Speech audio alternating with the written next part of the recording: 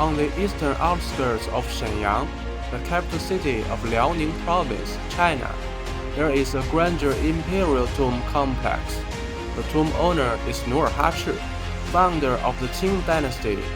This is the story of his tomb, or mausoleum to be precise.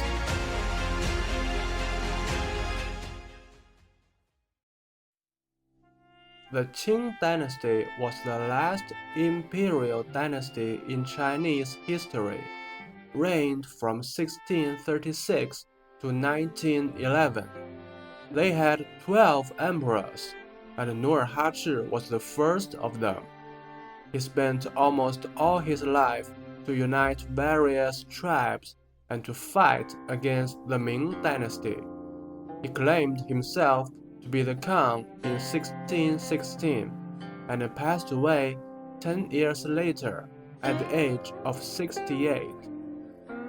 In China, an emperor's tomb always has a title, and the title always has some good meaning to it. In this case, the tomb of Nurhaci, the title is Fu Mausoleum, which means Mausoleum of Blessing, showing the best wishes from his successor.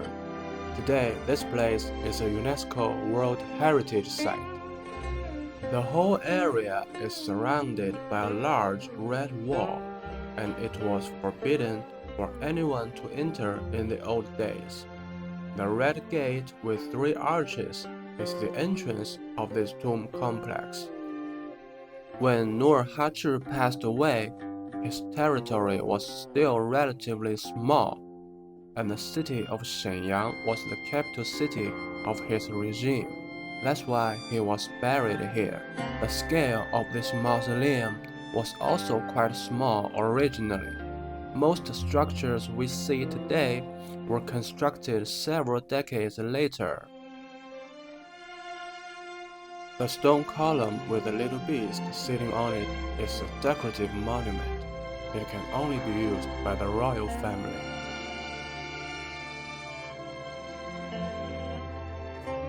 The stone animal statues on each side of the road are the guards of this tomb. This is a tradition that lasted for more than 2,000 years and can always be seen at the Emperor's Mausoleum throughout Chinese history. There are 4 pairs of stone statues here: camel, horse, tiger, and lion. A key feature of ancient Chinese architecture is symmetry. There was this concept of a central axis. What's on the left will always be on the right too. This road leading to the burial site is the spiritual path, as it's for the spirit of the deceased emperor to walk. After climbing up a little hill, a pavilion is in front of us. It's called Stele Pavilion.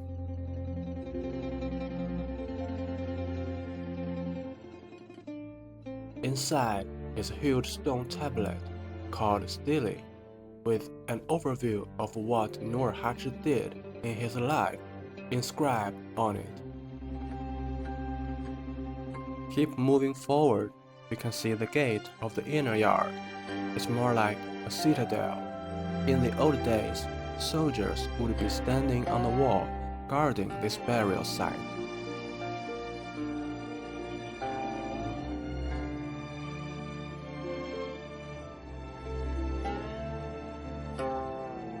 At night, guardians would put a long wooden rod into these holes to latch the gate. It is worth noting that this gate was locked from outside, meaning it would be empty inside the yard at night. This courtyard is the place where ritual ceremonies were conducted by the imperial family during the entire Qing Dynasty.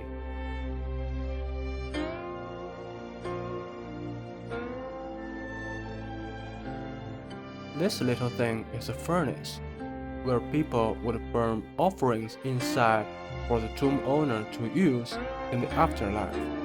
It's a traditional practice in China.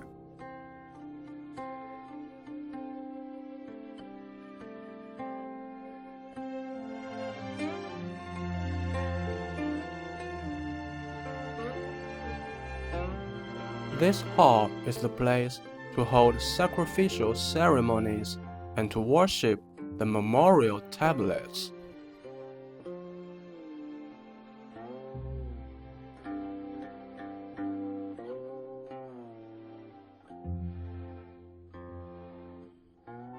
Around the back of this hall is the gate with 2 pillars and the 5 offerings. These are monumental structures.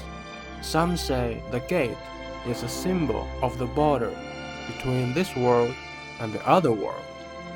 The 5 offerings include an incense burner, a pair of vases, and a pair of candles. They are all made of stone. These structures stay too close to each other. The reason is, originally, they were not here at all. They were kind of wedged in here several decades after major construction finished.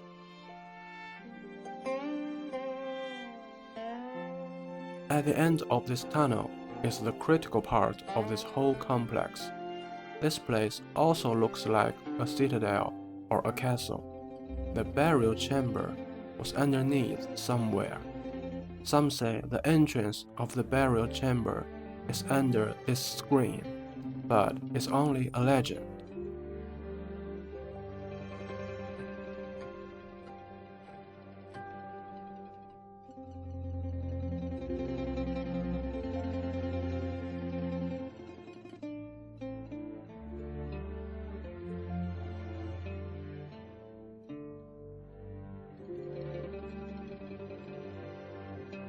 Inside this hall is another huge stone tablet with the title of this tomb inscribed on it. The mound on the back of this citadel is the burial site of the tomb owner.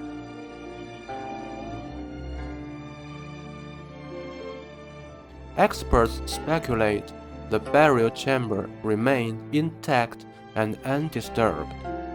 The layout of the burial chamber is a mystery. Meanwhile, other than Nurhaci and his emperors, who else was buried inside this tomb is also a mystery due to the lack of historical records.